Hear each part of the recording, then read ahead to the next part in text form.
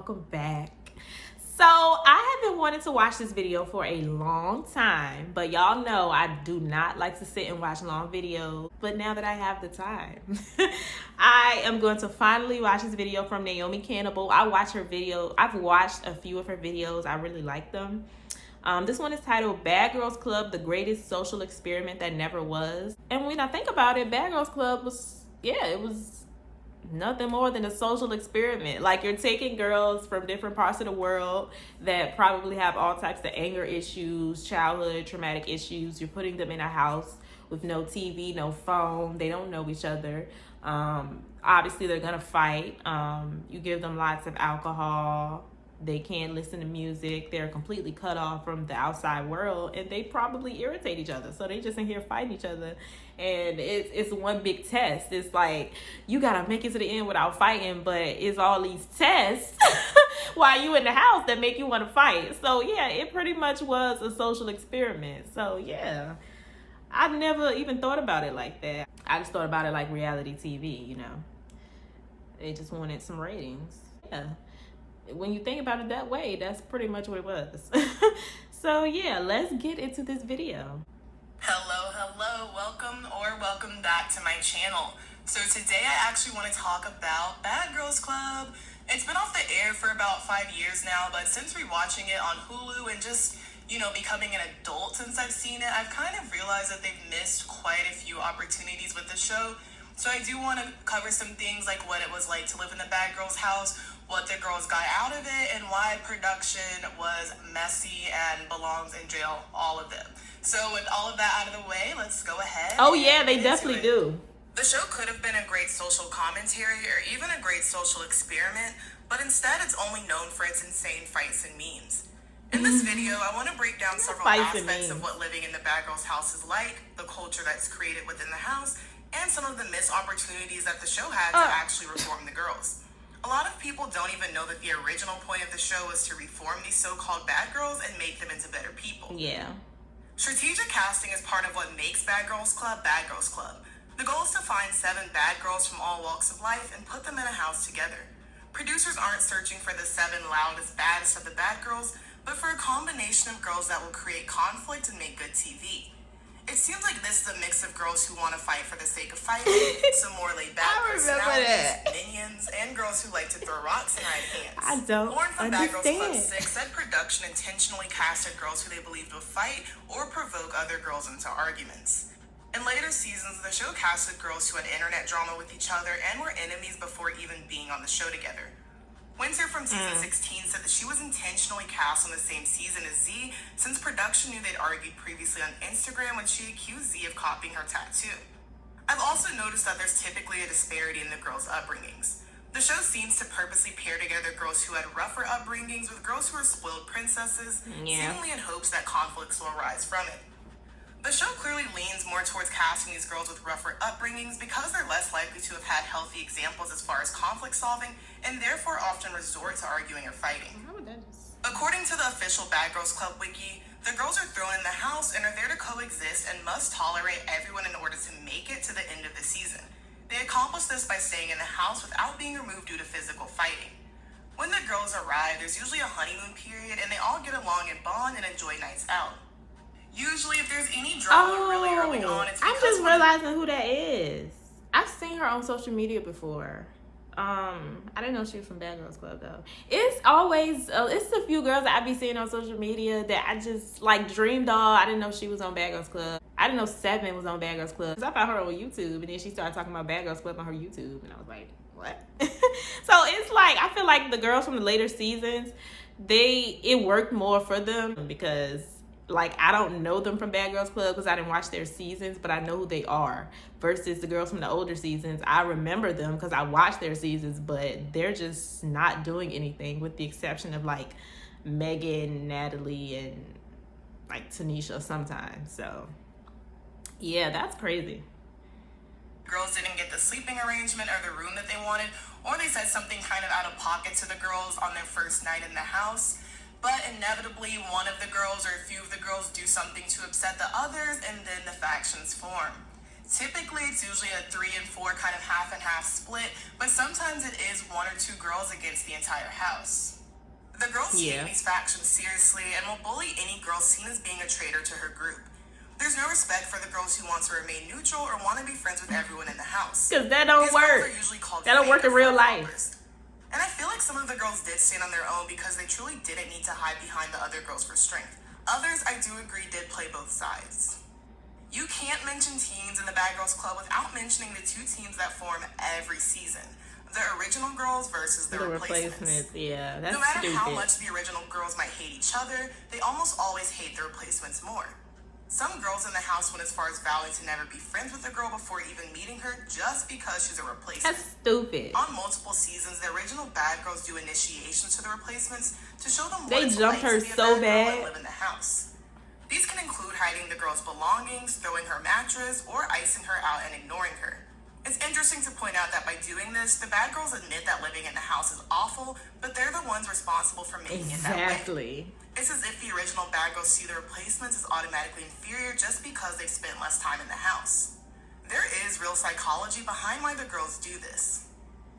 Regardless of whether the original girls like each other or not, they still form what's called an in-group, and even though they may not like or trust each other, they're still familiar with each other. Yeah. The girls who are replacements form what's called an out-group, and since they're outsiders, mistrust arises. Fear is also one of the most common emotions that arises from mistrust. The originals likely aren't scared of the girls in the house in like a monster under the bed sort of sense, but in that they're unsure of in what ways the new girl will disrupt the norms established in the house. Because of this, the girls typically ostracize the newcomers in order to assert their dominance and protect these norms and themselves by extension. In addition, several people derive personal value from having a group mentality. Having an us versus them mindset creates a scenario in which you belong and are accepted, and this is emphasized further by the fact that there are people who are not accepted. This is the same season with Camilla. Humans are susceptible. They tried that mess with Camilla, and she wasn't having it. A certain group that they belong to is inherently better than the opposing group because we don't tend to think of ourselves as being on the inferior side. There are several cases, though, where bad girl replacements refuse to be mistreated because of their status as replacements. Camila from season 8 did not let the girls intimidate her despite her status as a replacement. She often showed the girls that she was not one to be messed with and made it onto several spin-offs of the show and became more popular than some of the original bad girls. Will Marie from season 6 was also someone who showed the girls quickly that she was not going to be intimidated or bothered despite the girls antagonizing her several times. Rocky. Though some replacements were ostracized upon their arrival, it didn't make them immune to perpetuating that behavior when other replacements arrived. Elise was treated terribly by most of the girls in the house because of her replacement status, but as soon as there was another replacement, Elise continued this same treatment. And it just goes to show that a lot of people are okay with being made inferior to someone else, as long as they perceive someone else as being inferior to them. She's very goofy. In general, the girls were just holed up in a mansion where they drank all day, other than when production let them go to the club or get their nails done. Spending a lot of time drinking and being in such close quarters obviously increased the likelihood that the girls would fight. They were allowed to make landline phone calls to friends and family members and had access to a shared computer. Seven from season 17 said production told the girls on her season that the experience was probably the closest they'd ever get to being in jail. It's still not exactly clear to me where the line is drawn as far as fighting goes. There were times when all-out brawls happened or the housemates jumped another girl and didn't get sent home. Even in some mutual fights, one girl got sent home for taking it too far, rather than them both being sent home for fighting in general. For example, Will Marie and Nikki had previously fought in the house, and Will Marie even hit Nikki with a lamp, yet neither were sent home. Nikki also started the altercation that ended up getting Will Marie sent home, but she was still allowed to stay in the house. I think Christina fought in every episode she was in and still made it through the majority of the season. I didn't mind sometimes when she put Julie in her place, though. It also seemed like the producers sometimes let it slide when one girl had clearly been provoked, like when Jayla hit Lauren after an argument stemming from Lauren using the N-word.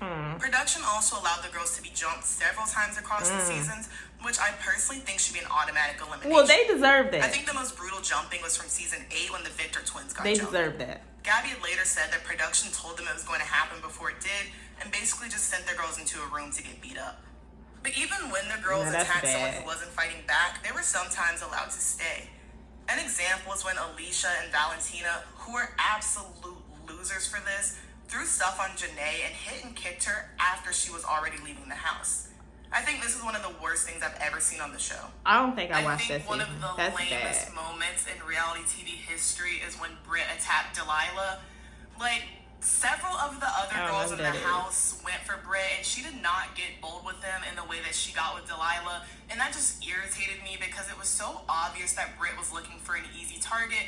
And I think she just wanted to show off, but it clearly backfired because her ass got sent home. It also drove me crazy how the show was so lax about the girls touching and destroying each other's property. It always seemed dumb to me that the girls in later seasons even brought expensive or designer items in the house after seeing how previous girls' belongings were treated. The worst case of this was by far in season 14 when the rest of the girls in the house destroyed Shannon, Sinead, and Jayla's belongings. That was horrible. The 3 girls left for a night out, and when they returned, they found their belongings all over the house and damaged with water, paint, and urine. How hateful do you have to It was be over $200,000 in damages. to ruin all of Tumblr, somebody's Jayla stuff? claimed the situation was even worse than what had been shown on camera, and production did nothing to help them. That's crazy. She said, "No one will ever understand or be able to wrap their heads around what happened to Shannon, Sinead, and I. Yes, girls in previous seasons have had their things touched or thrown in the pool, but never permanently destroyed. Tonight's episode would be like pulling an old scab off of a wound. This situation has affected our lives forever. It was funny and it may be entertaining to watch, but it's really not. Do you realize that the water I never Shannon thought that pulled was shoes funny. and purses out of was full of their bodily fluids? No one tried to stop her from touching that contaminated water. Oh, I That remember was a she health did risk on say its own. that. Did anyone acknowledge the fact that they let a security guard attack me? Or how about them not answering the phones when we called production? How about when we had to run into the street screaming for help because they I kept remember cutting seeing the all phone of lines, this. and when 911 was called, they told them never mind. We all went to the hospital that night. I re-sprained my arm, and that still hasn't healed. I watched an interview with Jayla and Danny, and she said all of this. I don't know if it's still up. It might be up. I don't know. I deleted like a lot of reactions. I don't know. It might be still up, may not be, but I reacted to that interview, and yeah, the stuff that went on behind the scenes was crazy. Properly. They paint us out to be these superficial and stuck-up bitches when we really weren't. The majority of the time we spent in the house, we had to defend our character and our natural being against girls that were from a different side of the tracks. Despite being the ones whose belongings were destroyed, Jayla and the twins were kicked off of the show for threatening the other girls. When they saw their damaged things, they went into a rampage and destroyed the house. Jayla said that if they could, they would have succeeded in burning the house down. I would have She done said they that knocked out too. several windows, pulled the fridge out of the wall, and basically ruined everything. I would have did the Jayla same said thing. if production wasn't going to do anything about their belongings, then they'd at least have to pay to repair the house. Exactly. Apparently, it was Mel B, aka Scary Spice's house. In the aftermath, the twins and Jayla sued, claiming that production knew it was going to happen and did nothing to stop the other girls. She also said that she and the twins were manhandled and threatened by the security guards during the altercation. Jayla and the twins were actually some of the first girls to sue the show in 14 seasons. Several of the previous girls who planned to sue have been discouraged, other than Kristen from season 5, who had been drugged on the show. Not only had it been caught on camera, she also ended up getting in a fight while under the influence. Kristen was actually removed from the house for fighting with Leah. Kristen said, "I had no idea where I was and I had to go to the ER overnight. They later discovered someone put PCP in my drink. They can't show it on Season the show 5 because was then the guy crazy. could sue for slander. I'm honestly really upset they didn't explain that during the show. I think it's really messed up how the entire story wasn't ever shown on air. Whatever. Done." Luckily, Kristen was able to obtain the footage for her lawsuit and settled with production. Though a lot of the girls in season 2 came to the show because they wanted to be on television, a lot of them actually were there because they wanted to better themselves. Throughout season 2, the girls were required to maintain jobs, and if they didn't do their jobs, they were eliminated. Season 2 is probably better remembered for Tanisha Thomas's appearance and Her the several pots and pans. altercations she got in with the girls in the house, which were great for ratings. People still do this for Season Halloween. 3 added the Bad Girls Club creed, which was, a bad girl knows what she wants and how to get it. She makes her own way, makes her own rules, and she makes no apologies. A bad girl blazes her own trail and removes obstacles from her path. A bad girl fights and forces her way to the top with style and beauty. A bad girl believes in jumping first and looking later. People will love you, people will hate you, others will secretly wish to be you. A bad girl is you. While a couple of the earlier seasons had slightly more of a focus on reforming the bad girls, nearly all of the others seem like there's no purpose other than having the girls fight for our entertainment and then cry about how they came to the house to change. They can't change when they're living in a party house with endless alcohol and no structure. It's not like production is encouraging them to grow and change either. Erica from season 9 said that the very night that they arrived in the house, it was stocked with every type of alcohol imaginable. Production often spread rumors amongst the girls to start drama or made girls participate in that drama in order to receive a good edit. Some of the girls have also said that producers didn't send girls home for fighting as long as they constantly stirred things up in the house. In season 7, it was actually producers who told Judy to throw cereal on Priscilla. On the Bad Girls Club they set her up. page, it says, if the cast members engage in violence or break other rules, they are considered for eviction under the show's policy, which is enforced by the producers. So that does make it seem like there aren't any hard and fast rules for getting kicked out. Rather, it's just left up to the producers, and I'm sure that they did play favorites. Production also had a habit of allowing the girls to be dangerously violent and turning a blind eye despite recording it. In season 7, Shelley put bleach in Astasia's eye contact solution. Like, this what? was caught on camera, though no one on the production team stopped Shelley from doing it or stopped Stassi from wearing the contacts. Instead, it was another girl in the house who warned her. This resulted in Stassi going home a night early after beating the brakes off of Shelley for contaminating her contacts. To put the show back on the fixing the bad girls track, they added life coach Laura Barron in seasons 12 to 15. Life coach Laura has made her rounds on other reality TV shows, and even I was about to say that's the only thing I've seen about Laura because I didn't watch those seasons, but I've seen the To You with her and Red. That's funny. But I wonder what happened. They had a life coach. What happened? IMDb page. Her personal website says that she's... Wait, they had a life coach on that season where they ruined the twin stuff? So, yeah, I mean, well, yeah, she clearly wasn't doing nothing. Regularly by the media for her expertise. Laura's only real purpose on the show is to make the girls bring up their trauma for the audience's entertainment under the guise of it being things that they want to work on while in the house. It kind of makes me wonder why they went for a life coach instead of a licensed therapist. Right. Laura proved pretty quickly that she was not above belittling the girls or fighting with them just to get her little TV moment. And she also seemed like she was picking the girls apart with, 1, no sympathy, and 2, no actual constructive intent. Laura was an unnecessary addition, and I think it was an attempt to justify the show being on the air for almost a decade at that point. Also, it is so clear that so many of these girls are struggling with some sort of substance problem, and it's enabled just so that they'll make good TV. For example, Judy should have been removed from the house. She clearly had a drinking problem, and they honestly use it just to get funny moments and fights out of her. They would also sometimes use it as a plot point that they acknowledged in moments where they wanted to make the show seem serious, but nothing was really done about it. Not only did they do that to her on her original season, but they also continued to invite her back. The most they did was put Judy and some of the other girls on drinking limitations, but there's no word on how strictly these were enforced. Who says the holidays have to be over? Not me. Let's keep shopping. Roll that promo, maestro. Hashtag sorry, not sorry. Get up to 75% off clearance right now. Only at Old Navy and OldNavy.com.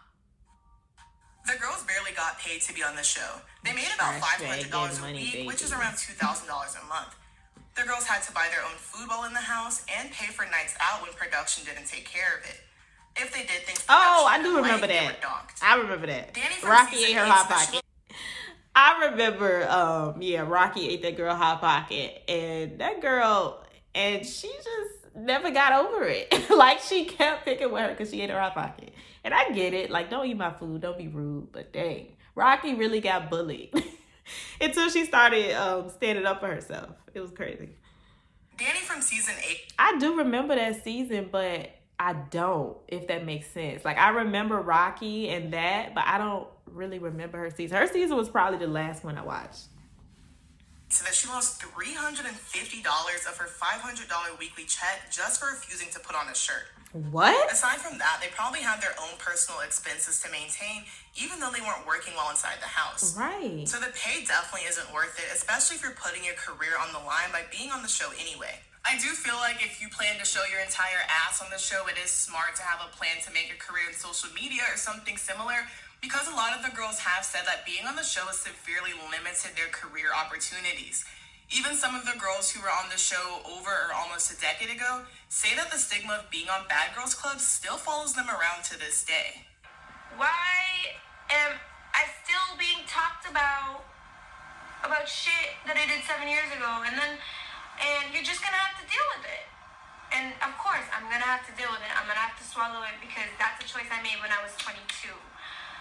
I regret it. 1000% regret it. So that begs the question, why is being on Bad Girls Club worth it? The only noticeable benefit is exposure. Many girls from the earlier seasons, like Tanisha, if you just happen to be likable, or if you want to go into the reality TV realm, then this show might be helpful for you. And maybe that's why, it's still baddies and all of these other different shows going on with Natalie. I know, I get what people are saying, like she needs to hang it up and do something else, and I completely agree. But what if it's for the reasons that she just said? Like, Bad Girls Club limits them and they're not really able to do other stuff. So if they want to keep working and being seen on TV, it might as well get the fans what they want and do something Bad Girls Club related. Maybe that's why this baddies thing is still a thing. I don't know. Thomas or Natalie Nunn have turned their fame from the show into a reality TV career.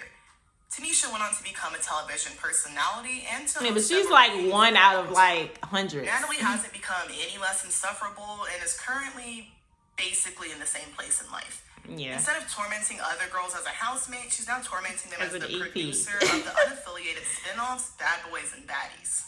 Once social media became more popular, many of the girls were able to angle their time on the show into becoming influencers and musicians. But that's the later girls. Like Doll Winter and the See, Claremont like I was saying, used their time on the show as a launchpad for a career outside of reality television, though they're still in the entertainer, model, influencer realm. Yeah. While researching, I found out Elise from season 8 used a fake name on the show for this exact reason.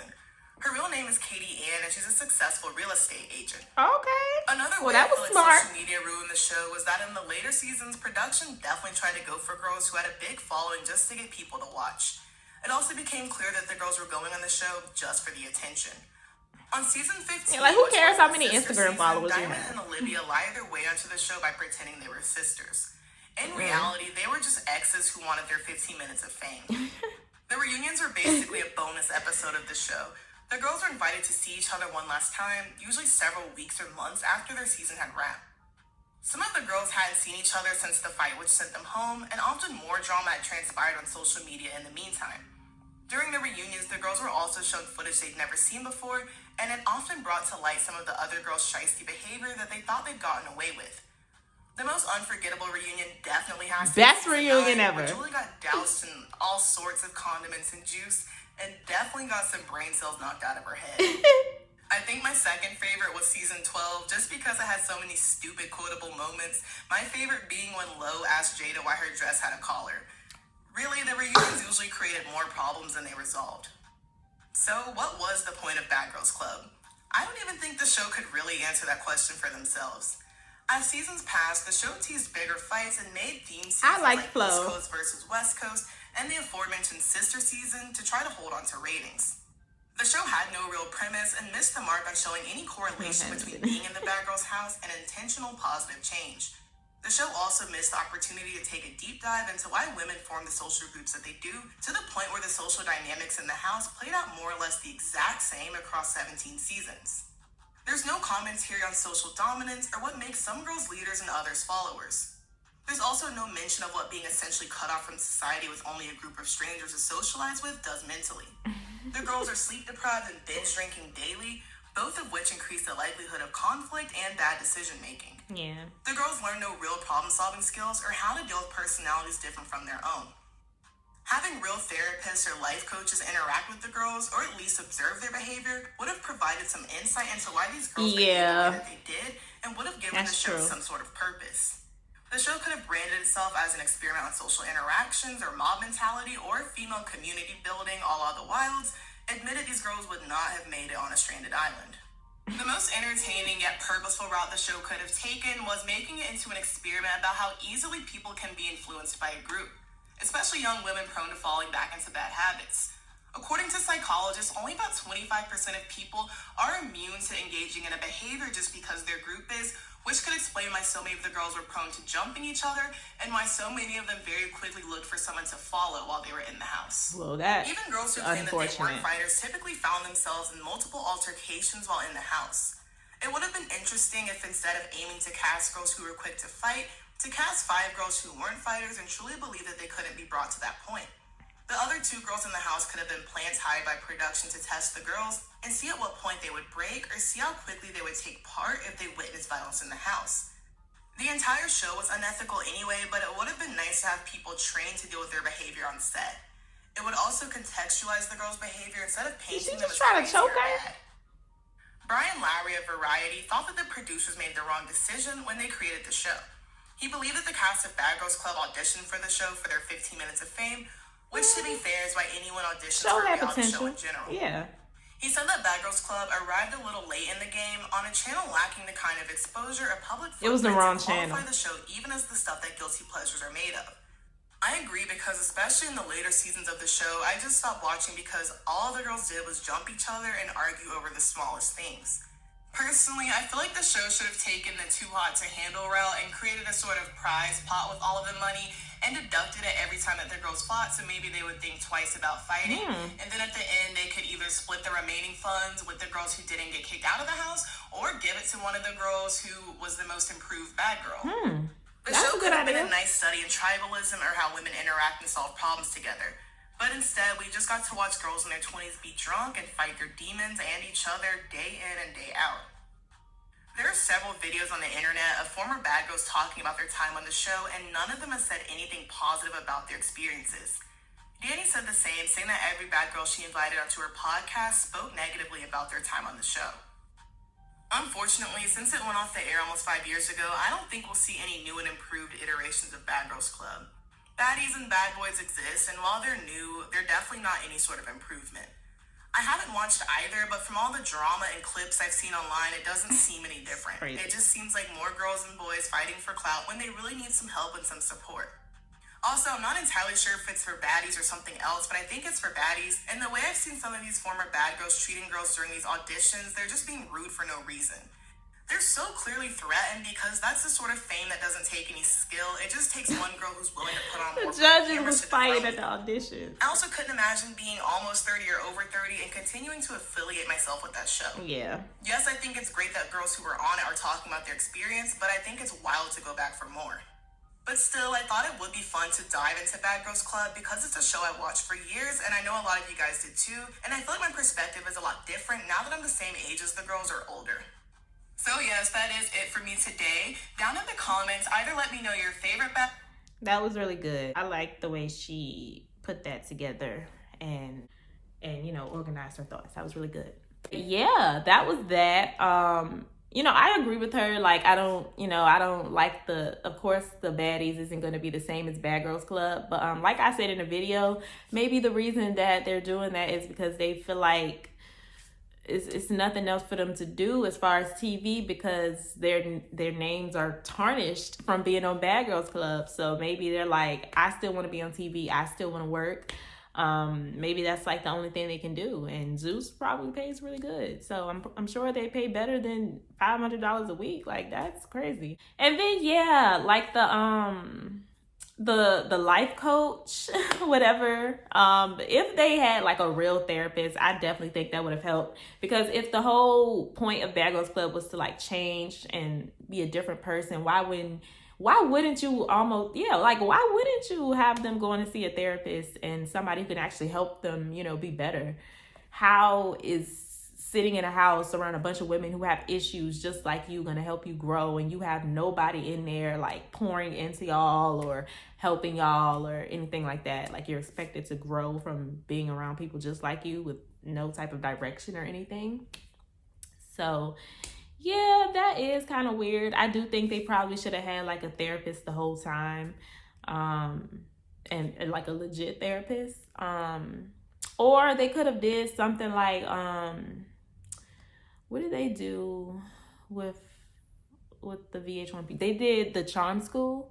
You know how they did Charm School for like the Flavor of Love girls and stuff like that? They could have did that for Bad Girls Club. Like, that probably would have been cool. I mean, of course they can't like, take that idea because they're two different networks, but like, they could have did something like that. Like, there could have been some sort of incentive or some motion put in place to actually help these girls change. Like, they didn't really do anything but test them a lot. They didn't actually help them grow. They just gave them a bunch of tests and told them not to fight.